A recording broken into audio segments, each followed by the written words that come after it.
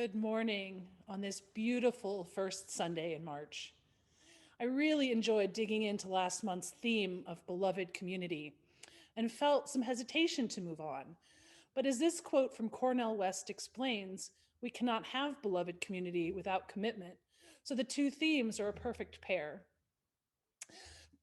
Dr. West says we have to recognize that there cannot be relationships unless there is commitment, unless there is loyalty, unless there is love, patience, persistence. So join me as we begin to explore what it means to be a people of commitment.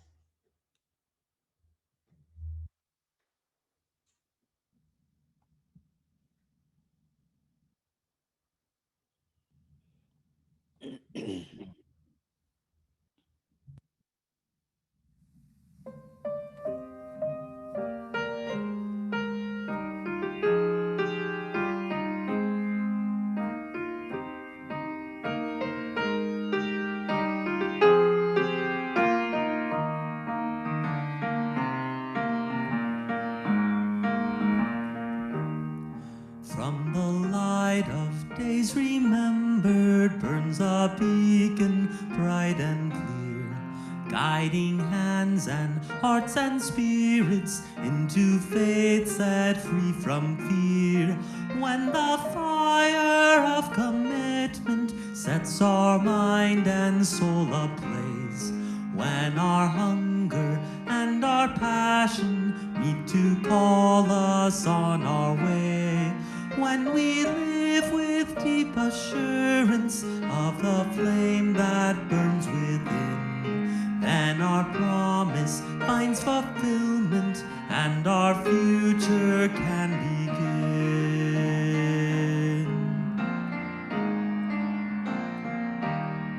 From the stories of our living rings a song both brave and free, calling pilgrims still to witness to the life of liberty.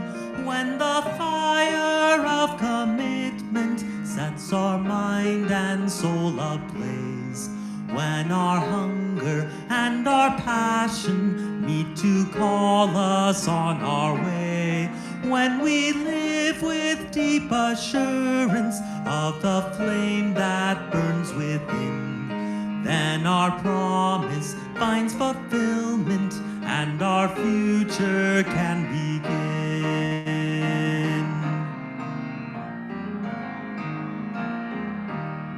From the dreams of youthful vision comes a new prophetic voice, which demands a deeper justice built by our courageous choice. When the fire of commitment sets our minds and soul ablaze, when our hunger and our passion meet to call us on our way, when we live with deep assurance of the flame that burns within, then our promise finds fulfillment and our future can begin.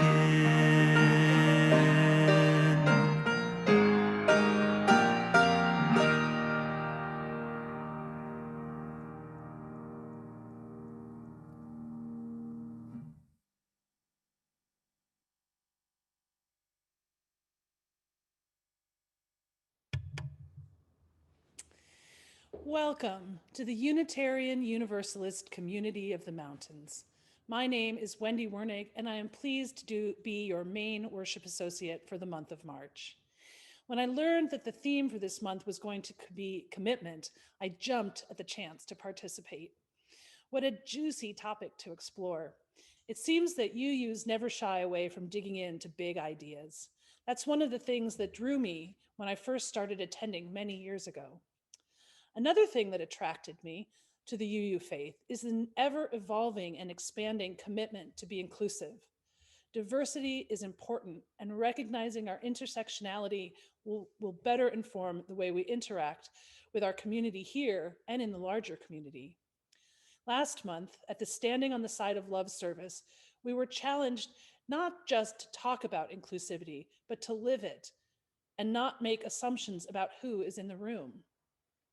Today, I want to welcome you here to this beloved community where we strive to accept all of each of us.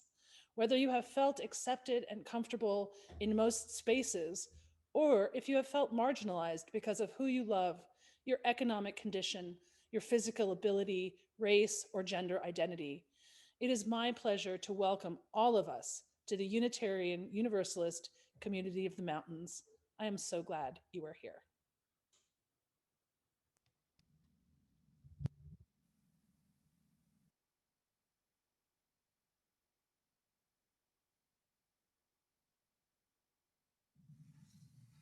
A chalice is a symbol of our Unitarian Universalist tradition, a tiny spark in the vast universe.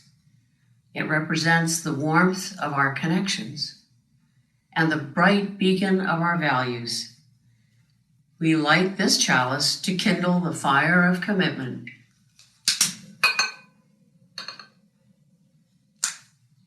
To ourselves, to each other, and to our community.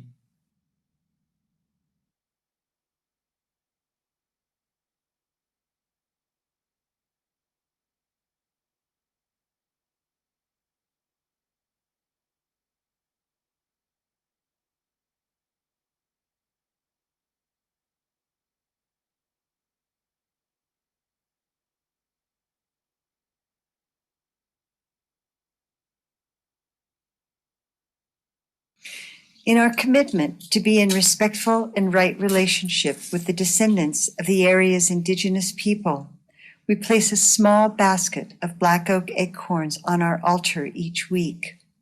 In so doing, we remind ourselves and acknowledge that the Nisenan people are still here among us today, though nearly invisible, that we are on Nisenan land that was never ceded, and that the original tribal families have yet to recover from the near genocide of their people.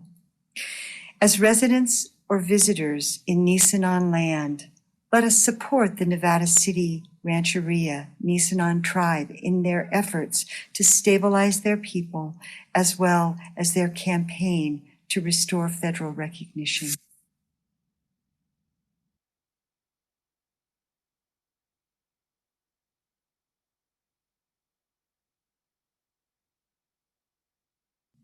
Some words from Reverend Gretchen Haley. It starts here, in this moment, in this breath you feel rising in your chest, the beat building between us, the healing, the hunger, the hope, the courage, the calling, the commitment, the drawing out of a new day. It begins now. In the imagination and in the story we weave together, this song we sing, this prayer we bring into being from our hearts to our lips, from our hands to our life, our shared life. It starts here with praise and thanksgiving, forgiveness, and this humble centering confession that we could be wrong. This promise that we make to keep learning, to keep trying, to keep our sense of humor, to keep close this knowing that we are all in this together. Come, let us begin. Let us worship together.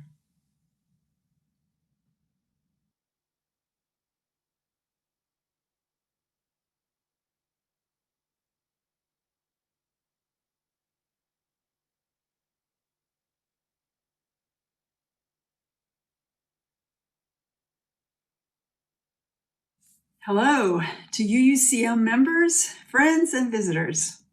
My name is Carol Ritchie, and I have been a member of UUCM for about a year. As a past chaplain at our local hospital and hospice, I came to know Kevin and several other local spiritual leaders through a group of ministers known as Interfaith Nevada County, or INC. When I retired from chaplaincy and lost the community connection that comes with a job, I decided to fill that hole by looking for a spiritual community within the INC members. I visited services at a couple of other liberal churches but felt most at home at UUCM. My religious upbringing was in the Catholic Church, and 10 years ago, I was ordained as an interfaith minister to work in chaplaincy. My spiritual journey has also included yoga and Buddhism, including living in ashrams and extensive studies in India. Being a member of this community is my first exposure to Unitarian Universalism.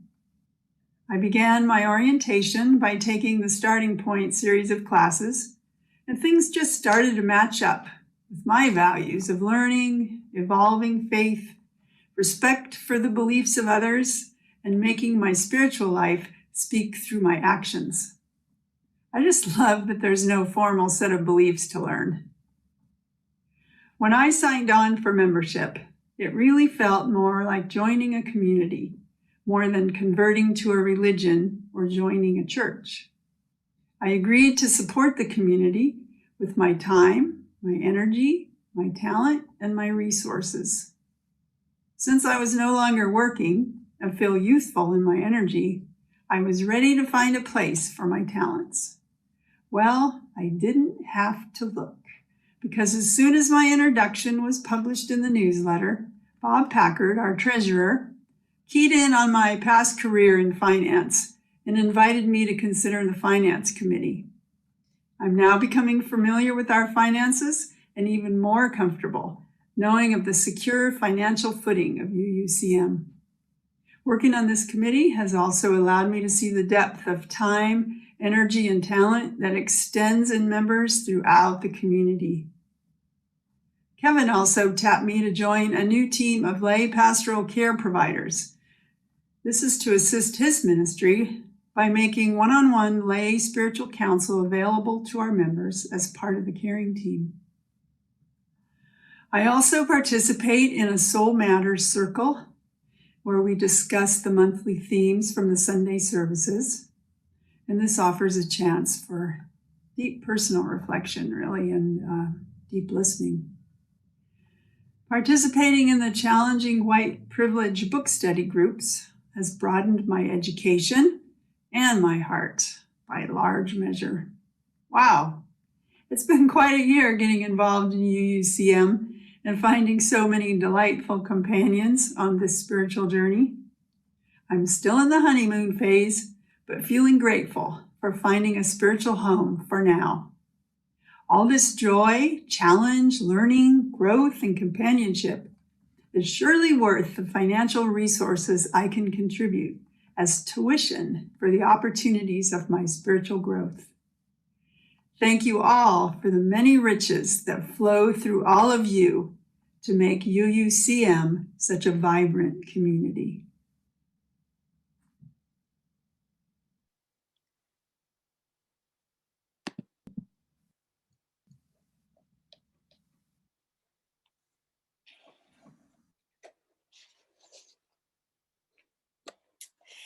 In her recently published book of poetry called Susceptible to Light, the poet Shalane Harkin writes, "The worst thing.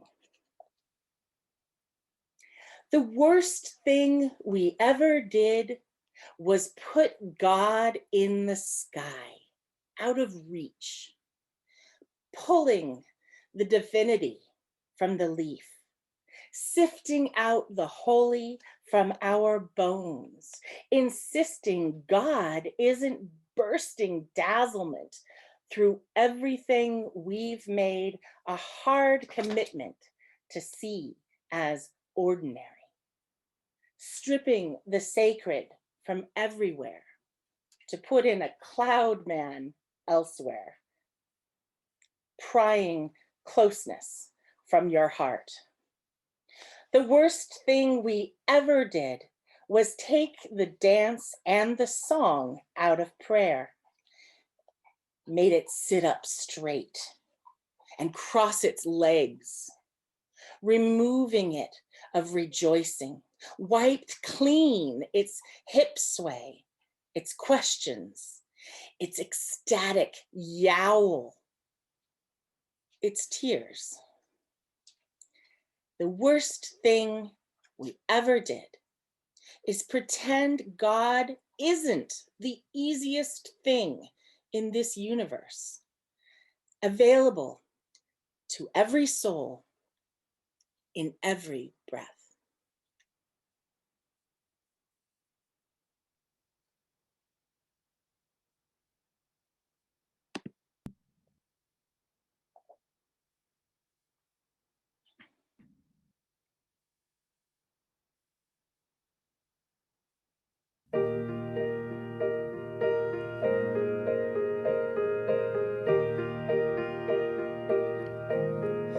There is a balm in Gilead to make the wounded whole. There is a balm in Gilead to heal the sin-sick soul.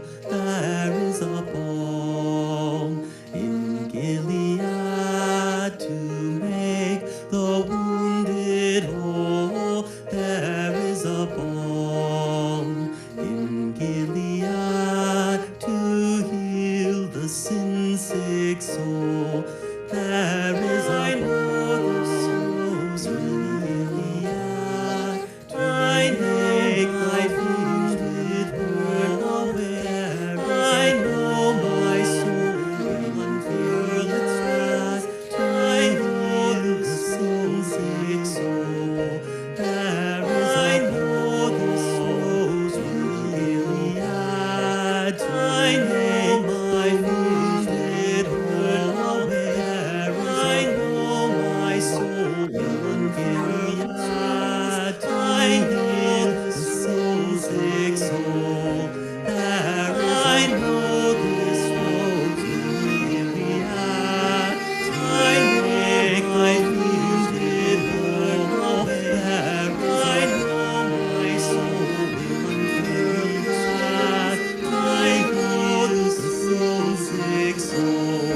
There is I know the souls will Gilead to make my wounded whole. There is I know my soul will Gilead to heal the sin-sick soul.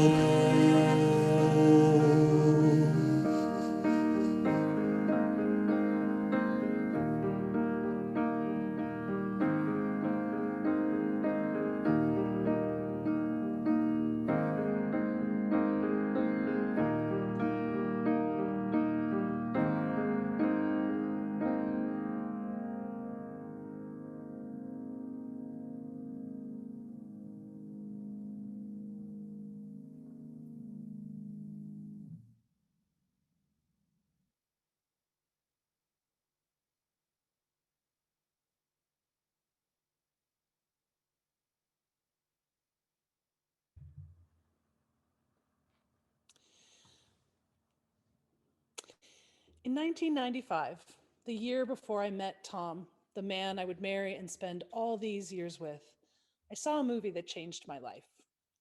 A sweet film that explored the weighty topic of commitment. At the time, I was 28. None of my intimate relationships had lasted longer than 2 years, and I didn't have a career either. In fact, I was a college dropout, and my 30th birthday was looming. I felt lost and discouraged about not being in the place that I thought I should be at that age. The movie was How to Make an American Quilt. It starred Winona Ryder as a newly engaged 26-year-old trying to finish her master's thesis. The movie also had Maya Angelou, Anne Bancroft, Alfre Woodard, and Ellen Bernstein. Quite a cast of strong, marvelous women. In the movie, Winona's character Finn leaves her fiancé to spend the summer with her grandmother and great aunt in the hope of finishing the paper she's been struggling to finish. Underlying everything Finn wrestles with over the summer is the idea of commitment. Committing to a topic for her thesis, committing to finishing her degree, and most of all, committing to the man she has agreed to marry. At the time I saw that movie, I really related to the main character. Underlying everything I was wrestling was the same fundamental idea: commitment. It felt like a big deal, and that's because it is. I say fundamental because I think that commitment is the foundation of, well, maybe everything. Our relationships are built on it, as well as the well being of our communities, our government, our planet. I think there's great serendipity that the beginning of our stewardship campaign coincides with the theme of commitment. How perfect is that? Each week, we hear from a member whose life has been altered by their commitment to this place.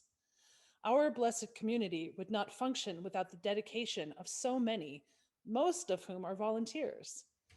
From the board to the teams and committees, our members make this place what it is by their commitment to it. I have spoken from here before about joining this church. When I became a member, my relationship to UUCM changed. It became deeper and more important in my life. The commitments I have made have enriched my life beyond measure. This reminds me of the quote by William Hutchinson Murray, often attributed to Goethe. Until one is committed, there is hesitancy, the chance to draw back, always ineffectiveness.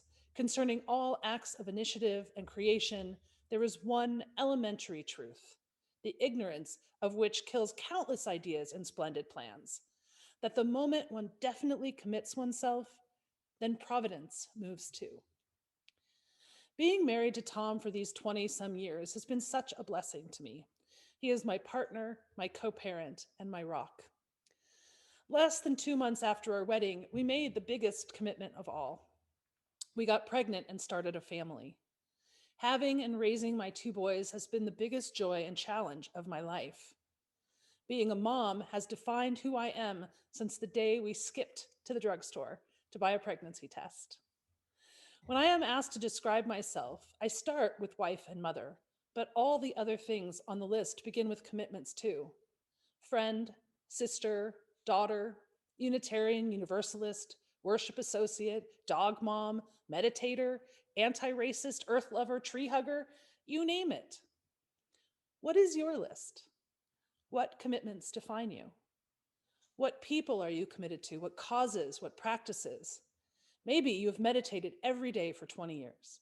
Or are you a card-carrying member of the ACLU and give whenever they ask? Maybe you're committed to getting the Equal Rights Amendment finally passed, or shrinking your personal carbon footprint. These are the commitments that define who we are. We, as UUs, are being asked to add an 8th principle, which would establish our commitment to being a more inclusive faith.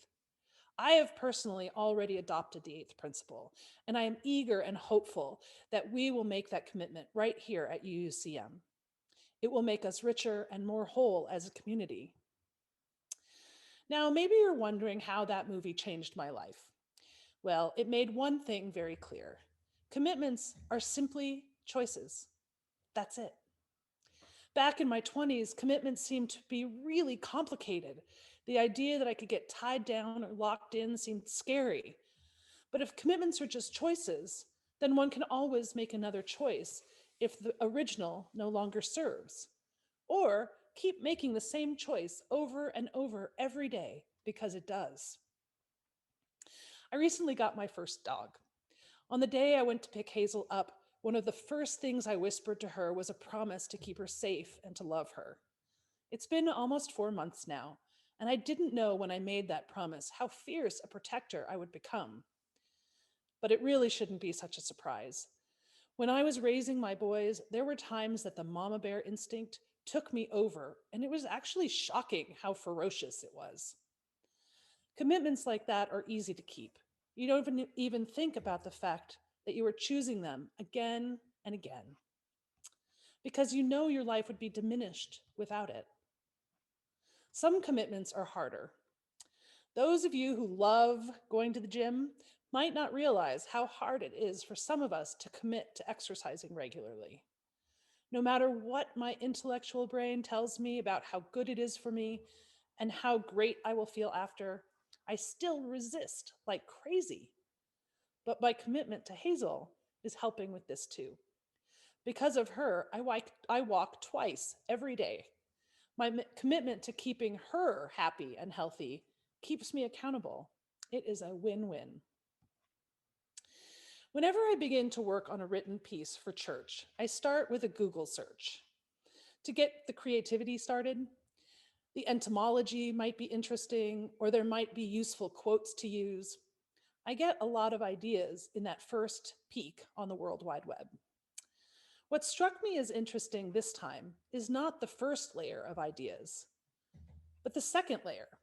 The first was obvious, ones like weddings and relational commitments, but the second layer was all about leadership and the idea that committed leaders create committed organizations. And that got me thinking about Kevin. In our recent visioning sessions, Kevin topped the list of our biggest asset as a community. Kevin's dedication to our community is such a gift. With all of the challenges of last year, his ability to adapt and move us online was remarkable. And we have his commitment to thank for this seamless transition. He works tirelessly to keep our little community steady and moving into the future. He would never toot his own horn, and so don't tell him I'm doing this. So with him away, I wanted to acknowledge what a fine, committed leader he is.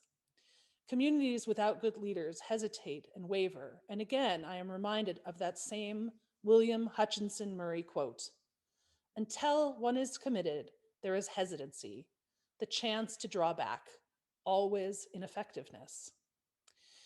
How lucky we are to have such a committed leader and dedicated congregation. All of our lives are richer for it.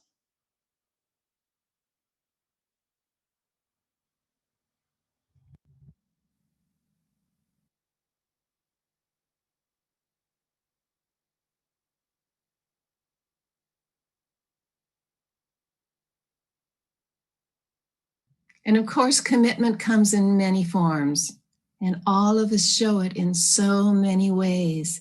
To sustain all that we value at UUCM, we give our time, our talent, our intellect, our spirit, our material treasure as well. Our weekly offering has a special quality to it. 25% or more, you get to decide, of your gift each Sunday is shared with our Pass the Plate Partner of the Month, a nonprofit in our community that works as boots on the ground that help us bring meaning and action to our mission to create a world more compassionate, sustainable, and just. This month's partner is our own Animal Place, one of the oldest and largest sanctuaries for farmed animals in the United States. Here on their 600 Grass Valley acres, they provide a refuge for hundreds of neglected animals, farm animals. Please help me welcome their executive director, Kim Shula, as she takes us to meet some of their animals. I hope your heart and your wallet will generously support their important work. Kim.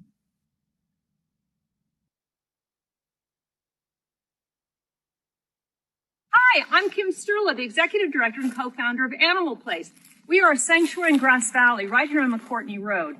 We rescue farmed animals from some of the worst conditions you could imagine, from farms, from cruelty cases, from auction yards, from slaughterhouses, research laboratories. And when they come to Animal Place, they are forever safe, and they call this home. Little Babe, she's one of our most recent rescues. Her and her sister, Honey, came here just exactly 1 month ago. They're 20 years old. They were going to be hauled off right to the auction yard. They were going to be turned into hamburger steak, if you can believe that. We took them in because they had nowhere else to go. And these senior girls, which is probably about 90 years in human terms, are really just adjusting beautifully. They're sweet, sweet, gentle souls. Now I'm going to take you over to see another group of animals that we do that save by the thousands. Follow me. Welcome to one of our chicken yards. You'll see a whole wave of white birds in that far corner. Those are white leghorns. All those chickens came from our large-scale hen rescues. We rescue 2,000 to 3,000 chickens every year from egg farms. They live in cages where they can't even spread their wings. They're not on dirt. They have a miserable life. And we go into those farms with the blessing of the farmer, and we pull them out one by one, rehabilitate them, place usually a few thousand a year. And then those who have some kind of ailments, then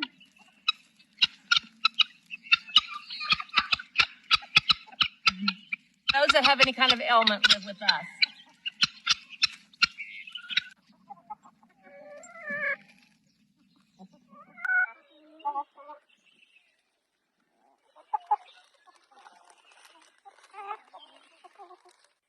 I'm going to turn this over to Kelsey Leach, our education director, because she has a very special affinity for these little lambs. These lambs were rescued from a farmer who had left them to die. They were abandoned by their mother because she gave birth to twins or triplets and she just couldn't care for more than one lamb. And we will keep 4 here as permanent residents at Animal Place. Thank you, members of the Unitarian Universalist congregation, for your generous support to Animal Place. We and all of the animals appreciate you so much.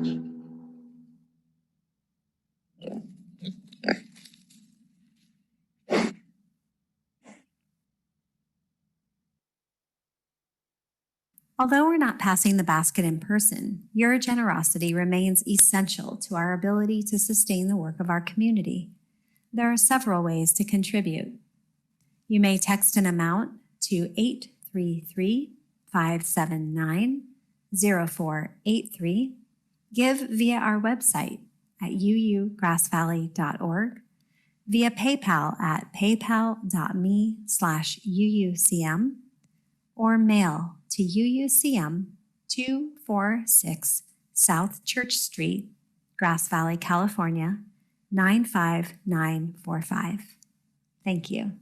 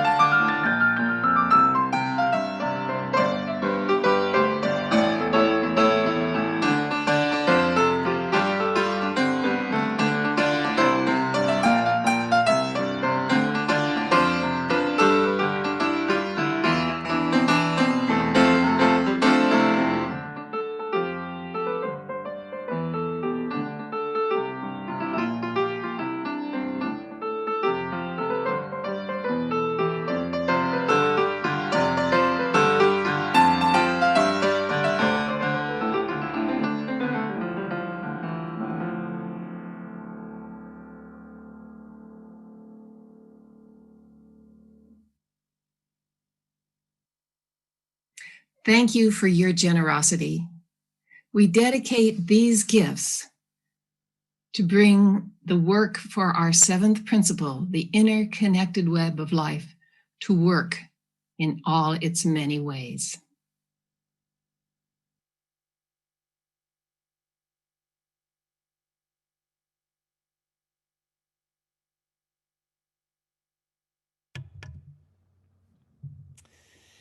Thank you so much. I have so many thank yous to say to so many people for helping me make this day possible. Beth Caro, our chat host and partner this month, all month long, doing my the joys and sorrows and helping me find readings. And well, I can't thank you enough, Beth. Bob Miller for your technological wizardry, making this happen so smoothly all the time, every single Sunday.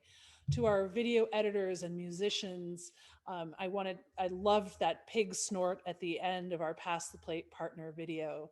To Leslie and Gwen and Holly for your reading, and so many of my worship associate team have helped me this month to make this possible. So thank you all so very much, and thank you for being here.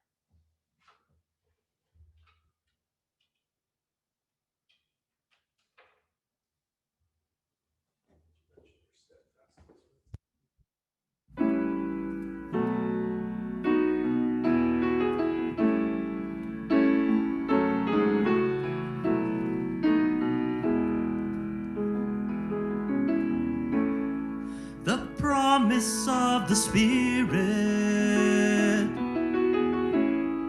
faith, hope, and love abide, and so every soul is blessed and made whole. The truth in our hearts is our guide. We are answering the call of love, hands joined together as hearts beat as one, emboldened by faith, we dare to proclaim we are answering the call of love. Sometimes we build a barrier to keep love tightly bound, corrupted by fear, unwilling to hear, denying the beauty we found. We are answering the call of love, hands joined together as hearts beat as one, emboldened by faith, we dare to proclaim we are answering the call of love. A bright new day is dawning, when love will not divide, reflections of grace in every embrace, fulfilling the vision divine. We are answering the call of love, hands joined together as hearts beat as one, emboldened by faith, we dare to proclaim we are answering the call of love.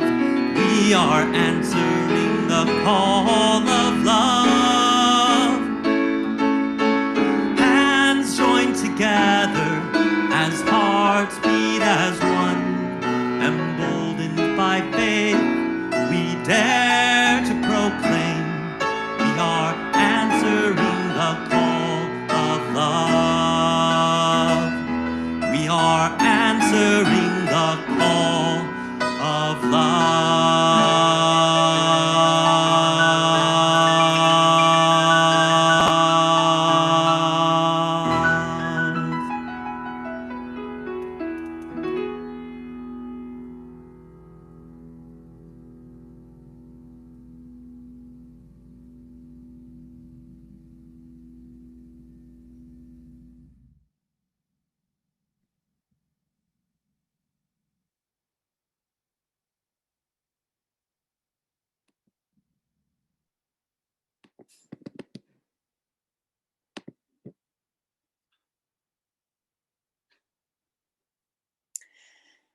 With so many layers of commitment to be walking with in the days ahead, may you know yourself supported, and may you feel yourself loved. May the fire of commitment lead us from the light of days remembered into a deeper justice built by our courageous choices and always answering the call of love. And though we now extinguish our chalices, we know that we will together carry the flame of peace and love until we meet again. So mote it be. And we'll see you next Sunday, March 14th at 10:30, same bat time, same bat channel, committing to the well-being of all, dismantling patriarchy. And that will be a tapestry service led by Wendy Wernigg and members of our community.